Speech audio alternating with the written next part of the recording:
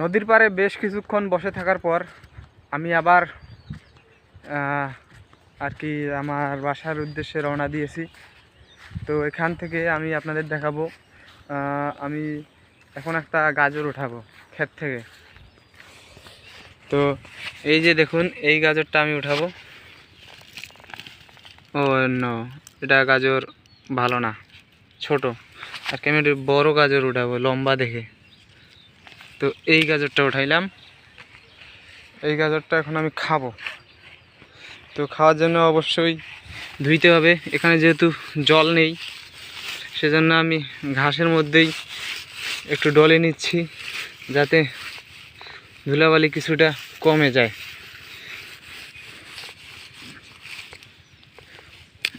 তো যাই হোক, ভালোভাবে তো আর ধোয়া যাবে না, সেজন্য এই গাজরটা আমি এখন এমনিতেই খাবো, মানে না ধুয়েই খাবো। সামনে একটু এগোই এবং সুন্দর ঘাস দেখে, যেমন এই দিকে দেখেন, এই ঘাসে একটু ডলাডলি করব। করার পর যে ময়লাটুকু, যে গাজরের সাথে যে ধুলো লেগে থাকে, ওই ধুলোটা ছাড়বে। প্রাকৃতিক জিনিস,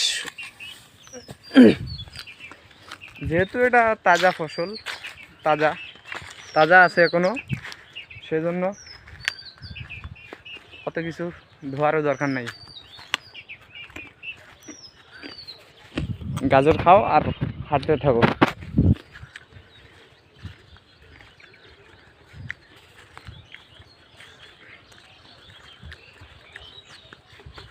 তো জমি থেকে যে গাজরটা তুললাম, এটা খেতেও বেশ মিষ্টি এবং মনে হচ্ছে প্রাণবন্ত, জীবন্ত একটা খাবার।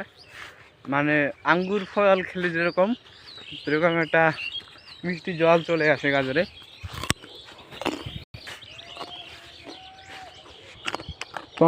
ওই যে কাঠের ব্রিজটা দিয়ে আমি আসছি,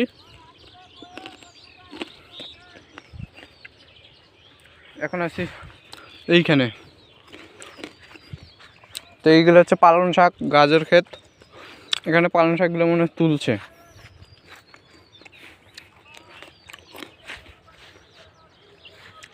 তো এই হচ্ছে গ্রামীণ পরিবেশ, যেখানে কিছু অর্গানিক ফসল খেতে হলে কোনো টাকা দিতে হয় না কাউকে, এবং যদি কেউ থাকে তাকে বললে উনি নিশ্চয়ই খুশি মনে একটা দুইটা আপনাকে দিবে খেতে। তো এই হচ্ছে ব্যাপার। আপনারা সবাই সময় পেলে গ্রাম ভিজিট করবেন, বিভিন্ন গ্রামীণ এলাকায় যাবেন। আপনাদের মনও পরিষ্কার থাকবে, ফ্রেশ থাকবে এবং দেখতেও ভালো লাগবে। ওই যে দেখুন, আমি এখন এখানে বসবো,